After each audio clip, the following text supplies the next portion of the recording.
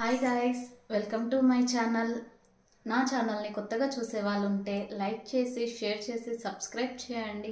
And ఈరోజు tiffin వచ్చేసి మా ఇంట్లో అయితే దోశ పల్లి చట్నీ అండ్ నా స్టైల్లో ఎలా చేస్తానో చూపిస్తానో చూసేయండి.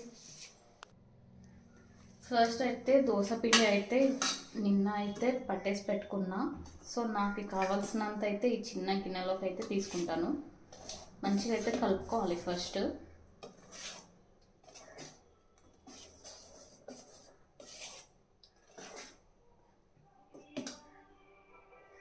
కొంచెం అయితే ఈ గిన్నెలోకి అయితే తీసుకుంటాను.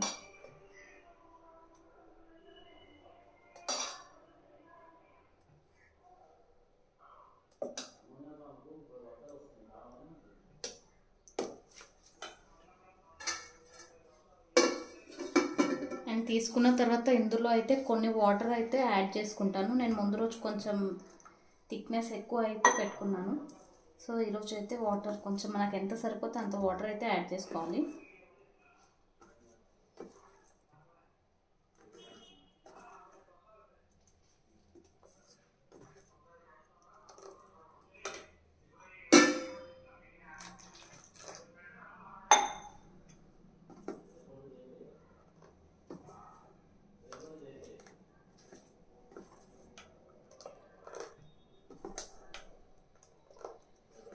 పిండి ఎంత మంచిగా కలుపుకుంటే దోశలు అంత మంచిగా వస్తాయి. సో పిండి అయితే మంచిగా కలుపుకోవాలి. ఇందులోకి అయితే నేను ఉప్పు అయితే యాడ్ చేసుకోలేదు. సో ఉప్పు అయితే ఇప్పుడు యాడ్ చేసుకుంటున్నాను. మనకు సరిపడా ఉప్పు అయితే యాడ్ చేసుకోవాలి.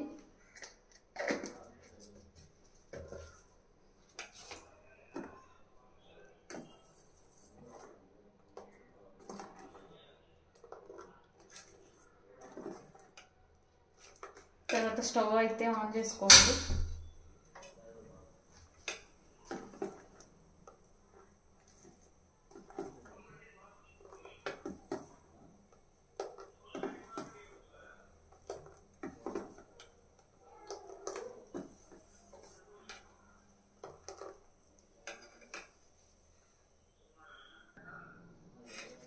మనకి కావాల్సినంత థిక్నెస్ అయితే పెట్టుకోవాలి.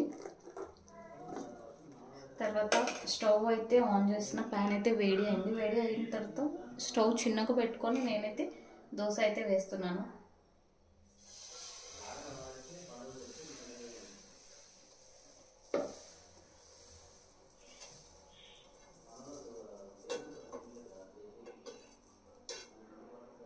దోశ వేసిన తర్వాత స్టవ్ అయితే పెద్దగా పెట్టుకున్నాను.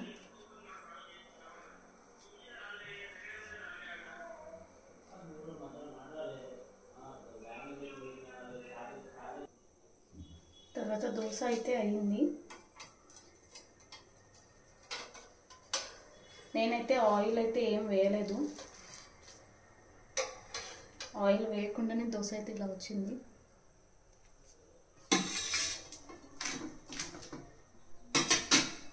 నెక్స్ట్ సెకండ్ దోశ అయితే వేస్తున్నాను.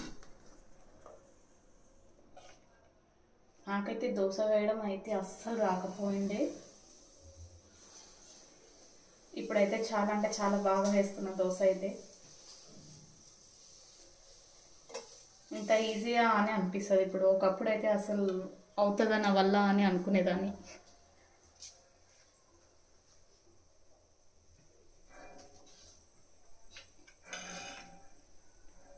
అండ్ తర్వాత పక్కన అయితే చట్నీ కోసం అయితే గిన్నె అయితే పెట్టుకున్నా.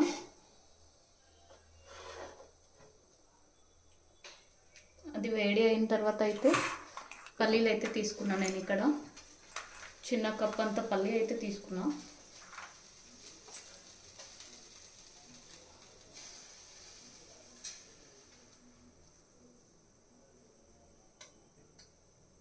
గిన్నె వేడి అయిన తర్వాత పల్లీలు అయితే వేసుకోవాలి.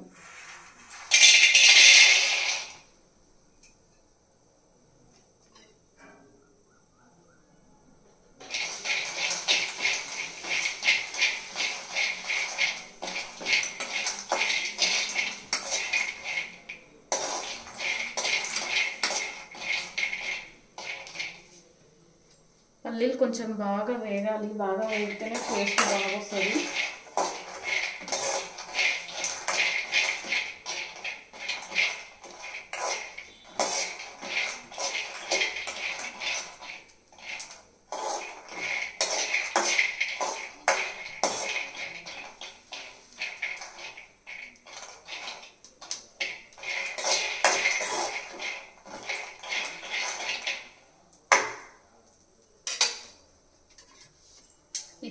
ఆయిలే దోశ ఎంత మంచిగా వస్తుంది. నేనైతే అసలు కొంచెం ఆయిల్ కూడా వేయను.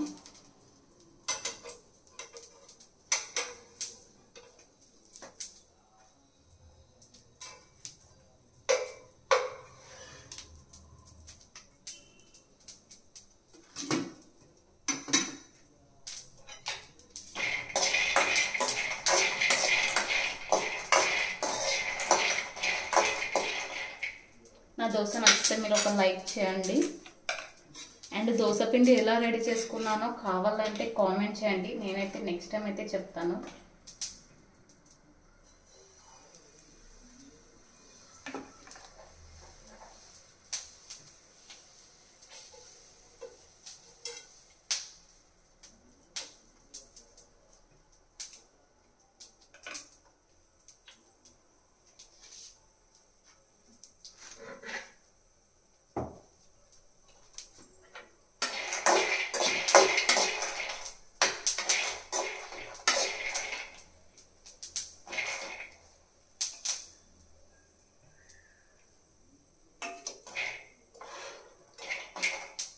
పల్లీలు అయితే వేగినాయి.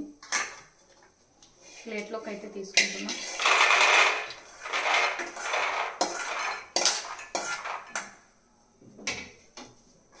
తర్వాత ఇదే గిన్నెలో కొంచెం ఆయిల్ అయితే వేసుకోవాలి.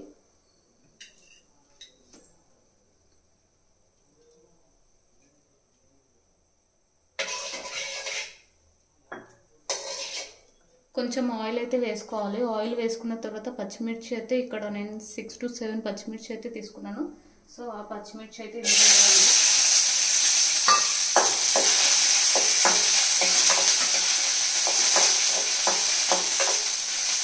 నేనైతే పచ్చిమిర్చి తక్కువ తింటాను. సో అందుకోసం పచ్చిమిర్చి అయితే నేను తక్కువ తీసుకున్నాను. ఎక్కువ కావాలనుకున్న వాళ్ళైతే ఎక్కువ తీసుకున్నాను.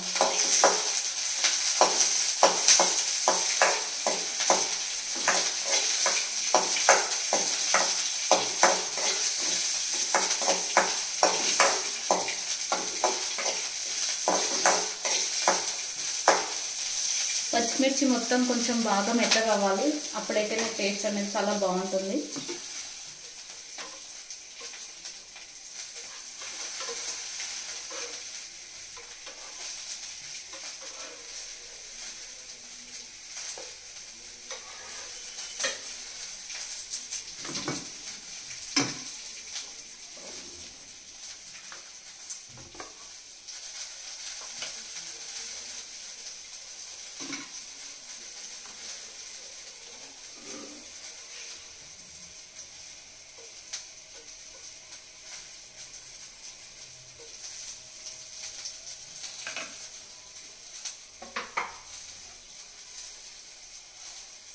నేనైతే ఇక్కడ దోశ మీద కారం అయితే వేస్తున్నాను. ఈ కారం దోశ కూడా చాలా బాగుంటుంది. టేస్ట్ అయితే నాకైతే చాలా ఇష్టం. ఇట్లా టేస్ట్ చాలా బాగుంటుంది.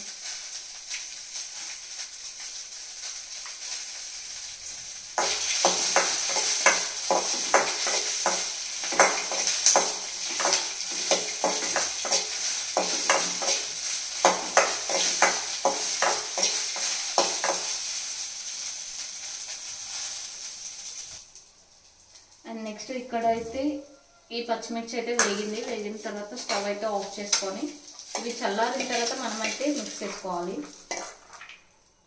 మిక్సీ పట్టేసిన తర్వాత ఇంకా పోపు పెట్టేసుకోవడమే, సాల్ట్ వేసుకొని. సో టేస్ట్ అయితే చాలా బాగుంటుంది పల్లి చట్నీ ఈజీగా. అండ్ ఇక్కడ కారం దోశ కూడా అయితే ప్రిపేర్ అయిపోయింది.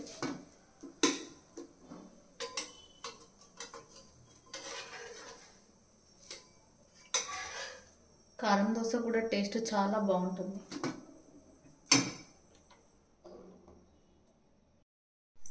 ఫైనల్గా చట్నీ అయితే మిక్సీ పట్టేసిన. సో ఇలా చట్నీ అయితే పట్టేసుకోవాలి. ఇంకా పట్టేసుకున్న తర్వాత ఇందులో సాల్ట్ కూడా వేసుకోవాలి.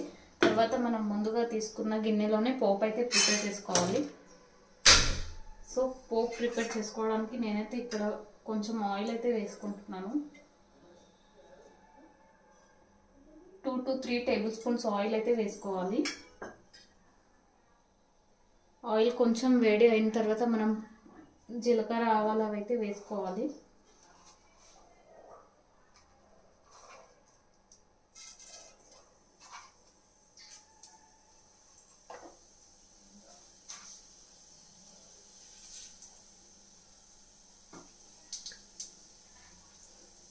జీలకర్ర ఆవాలు వేసుకున్న తర్వాత ఈ చట్నీ అయితే అందులో వేసేసుకోవాలి. కరివేపాకు ఉంటే కరివేపాకు కూడా వేసుకోవాలి. ఇంకా ఎండుమిర్చి ఉంటే ఎండుమిర్చి కూడా వేసుకోవచ్చు.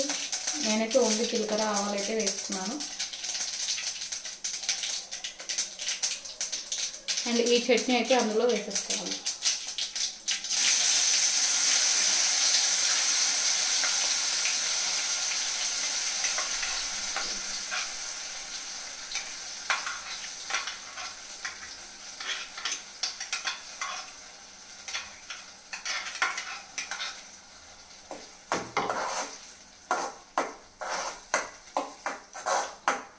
ఫైనల్గా అయితే దోశ చట్నీ కూడా ప్రిపేర్ అయిపోయింది.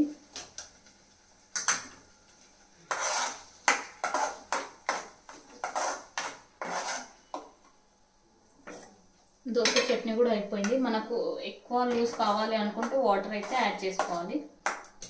సో నా దోశ ఎలా ఉందో మీరైతే కామెంట్ చేయండి. అండ్ ఫైనల్గా అయితే దోశ పల్లి చట్నీ అయితే కంప్లీట్ అయింది. నా వీడియో నచ్చితే లైక్ చేసి షేర్ చేసి సబ్స్క్రైబ్ చేసుకోండి. Thank you.